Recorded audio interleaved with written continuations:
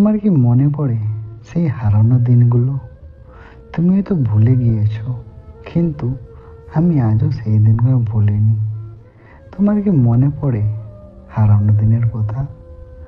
জানি এখন তুমি অন্য কারো।